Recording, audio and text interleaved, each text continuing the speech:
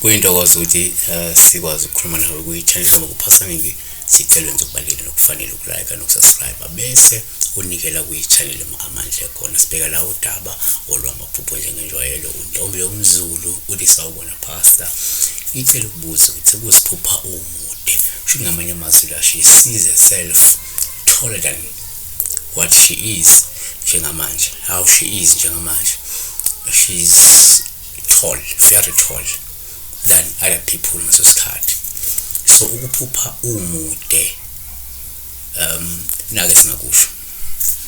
Number 1, kungenzeka uphuphe umude sicela ngoPaul uhluma umude kakhulu lusho impilo ende nokuthi ungasuphila isikhathi eside. uMathewu 6:27 ngumuphi kini ongelekela ebudeni bakhe ingalo ibenye ngokukhathazeka na la uma kukhulunywa ngokulekela kusho uku-eda usho umuntu ubani unga-eda so kusho ukuthi impilo ende isikhathi eside. 2, kuyenzeka futhi uma uphupha umude sikuthathe njengoPaul uhle olungabuye kuwe lusho mhlawumbe ukuthi uzophumelela noma uzohlonishwa uphinde ube nodumo uphinde uvelele kakhulu emkhakheni wakho ngenxa yegalelo lakhe emkhakheni wakho. Eka 1 Samuel chapter 9:2 wayenendodana egama layo linguSawule insizwa enhle kwakungekho umuntu omuhle kunaye phakathi kwabantwana bakwa-Israyeli kusukela emahlombe akhe kuya phezulu wayemude kunabo bonke abantu. 3, ake sithi umude futhi kungaba uPaul uhluma umude kakhulu olungabili ukuchazela amandla lichaza ubuqhawe lichaza ukuhlonishwa nokuvelela ongahle ukuthole wena noma uzokuthola esikhathini sizofika. uSamuel oqala chapter 7:4 waphuma iqhawe elikhulu ekamu lamaFilisti igama lalo lalinguGoliyathi waseGadi ubude bakhe buyizingalo eziyisithupha nesandla.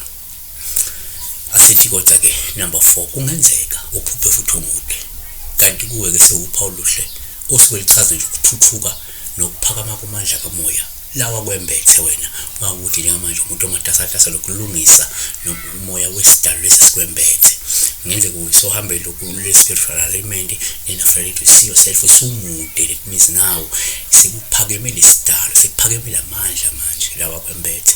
Siyabonga. Number 5 asivale uma uphupha futhi umude kungabe kuba uPaul ubike kwesinye isikhathi uma umude olungabe lichaze ukuthi kungenzeka ubukela abanye abantu phansi wena kungenzeka uyisiqhwaga futhi uyesatshwa abantu abaningi abasolele nawe. Deuteronomy 1:28 siyakukhuphukela phina abafowethu babenzile inhliziyo zethu ziphele amandla ngokusho ukuthi abantu abakhulu bade kunathi imizi mikhulu ibiyelo kuze kubeke sezulwini futhi sibonile amadodana ama-Anaki khona. Yabona-ke siyabonga besibeka nje ukuthi ube mude ngiyathemba sigalile kwizakala yenza okubalekile subscribe like become a member kwi-channel nikela kwi-channel. Siyabonga.